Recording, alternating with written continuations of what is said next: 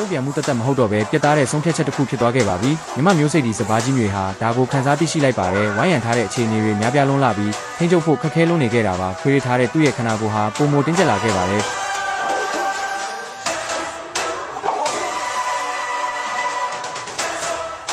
ဒီအားတွေအမြင့်ဆုံးစီရောက်ရှိသွားပြီးနောက်အခြေအနေဟာစတင်ပြောင်းလဲသွားခဲ့ပါတယ်အချိန်ခါကဆုံးဖြတ်ပေးလိုက်ပြီးဖြစ်တာကြောင့်ဘလို့အသိစိတ်ကမှဒါကိုလွန်ဆန်နိုင်ခြင်းမရှိတော့ပါဘူးမဖြစ်သူဟာကြံရစ်မနေခဲ့ပဲနောက်စီလိုက်ပါသွားခဲ့ပါတယ်တားပေါက်လေးအတွက်မဟုတ်ပဲတားပေါက်လေးကိုဖမ်းဆီးသွားတဲ့အရာစီဥတီပြီးတော့ပါ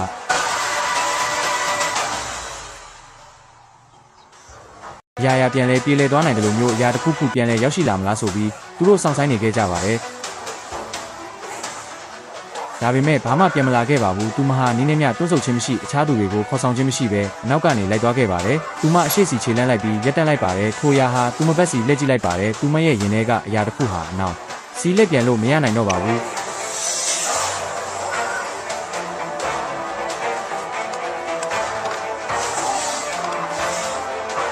အဆုံးမတက်ရသေးတဲ့အရာတစ်ခုကိုအနောက်မှာခြံထားရေးဖို့ဆိုတာသူမသိရှိထားတဲ့ရွေးချယ်မှုမဟုတ်ခဲ့ပါဘူး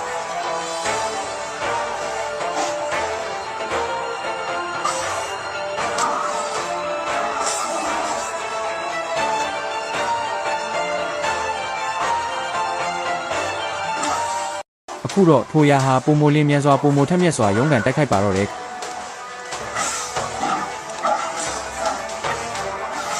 ဏတာတော့အဆင်ပြေသွားခဲ့ပါတယ်ဒါပေမဲ့အခြားသူတွေရောက်ရှိလာခဲ့ပြီးခဏတာဆိုတဲ့အချိန်ဟာထာဝရမတည်မြဲခဲ့ပါဘူးတူညီတဲ့ရည်ရွယ်ချက်ကြောင့်ဆွဲဆောင်ခံလိုက်ရတယ်လို့မျိုးသူတို့ဟာအနည်းစီပုံမိုတိုးကက်လက်ပတ်လာခဲ့ကြပါတယ်လွတ်လပ်တဲ့စီးဝိုင်းဟူလေးမရှိတော့ပါဘူးရွေကြီးဟာအချိန်ချင်းလက်ပတ်တိုက်ခိုက်ခဲ့ပေမဲ့လွတ်မြောက်နိုင်မဲ့လမ်းကြောင်းရဲ့လို့မရှိခဲ့ပါဘူး